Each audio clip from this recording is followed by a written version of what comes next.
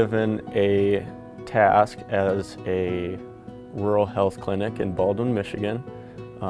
We experienced budget cuts, and we had to kind of rework our existing budget to fit our new revenue from the government. So it was very interesting being split into 3 different groups. We had the social work faction, the healthcare faction, and then the administration faction. And from the beginning, we all had different goals throughout the whole thing as factions and as individuals. And in that sort of sense, we all had our own secrets as our characters. All the characters were different. We all had our different motives and what we wanted to achieve. I think it was a good way to start the course because it opens it up to like a good discussion. It's a good way to like meet the people you are starting your class with, and it just fits in well because it opens up like how to do math. I think it was a great way to start the year. It immediately put us into a team. We had to work as a team. We also, needed to come up with a practical way to fund our clinic. It was a good way to incorporate math into the real world, and I think that's really crucial, especially in a college math course. We vote to move the shelter as well because, again, we save more money, about $6,500, I believe. And yes, taxes. The shelter was a place for abused women, which the other factions wanted to move to save money. They wanted to move it to another place that would cost less, but they didn't know that it was located next to a strip club and a bar. And also, the original shelter was much bigger.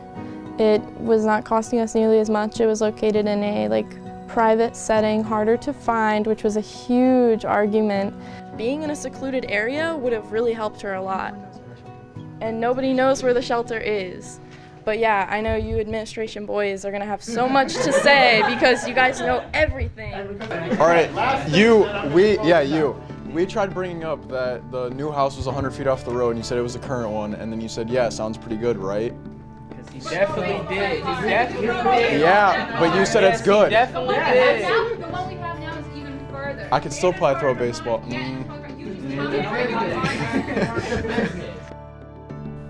I don't want to say based on gender, but there was some little discrepancies in there where it was very hard for the males to put themselves in the position, and yeah, they had their secret goals and their secret victories, but it was a lot harder for them to sort of put themselves in those shoes and realize that sometimes the quick fix isn't the best fix.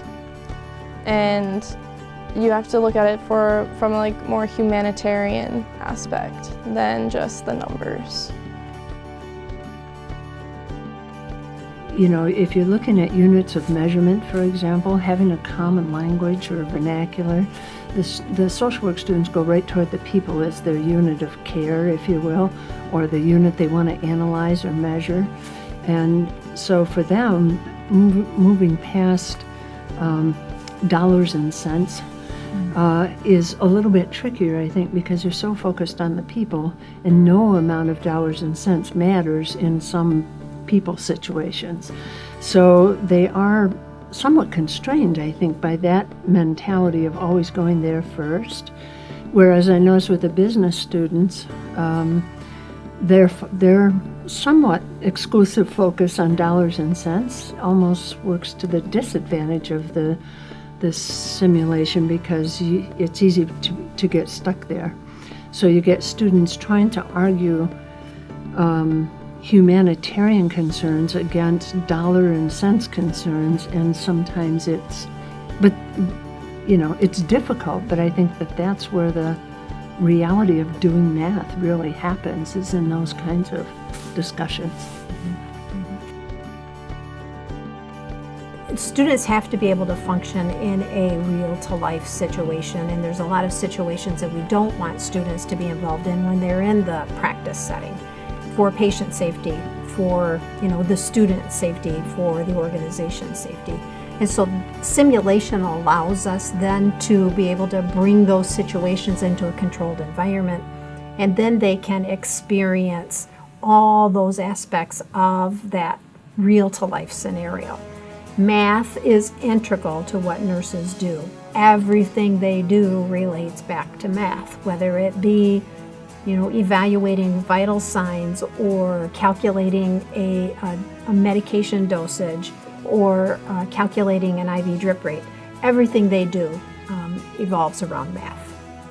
And so that the idea of beginning simulations in their math course so that they begin to hear concepts that they will hear when they get into the nursing program and start seeing that math is a very important part of their everyday life is really what I feel is important in the simulation that we are bringing into the math courses.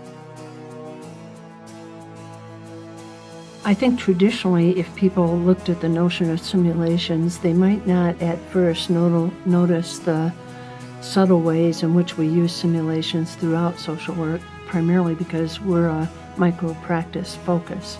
So, we're simulating how to run groups, we're simulating how to do interviews with abused children, those kinds of things.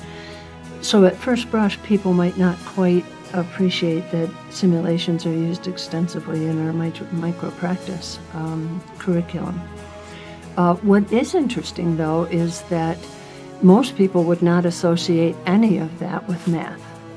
And so it's really quite interesting to begin to see how a math concept is not just embedded, like we pulled it out of math and we stuck it in social work, but how it's evolving out of social work now that the thinking with the partner discipline instructors, they're beginning to think of all these ways that math has been used that they've not even considered as math. It's powerful, I think it's transformative, I think it has the potential to have these serious affective changes that we should probably measure. I think maybe that's the next step, is let's see what the impact is. But the other interesting thing to watch is what happens to these students now. It's mostly social work students and business students, but as they go out into their courses, if we can track them and see if this impact lasts beyond those initial few days. And if it does, then I think we've stumbled into something powerful.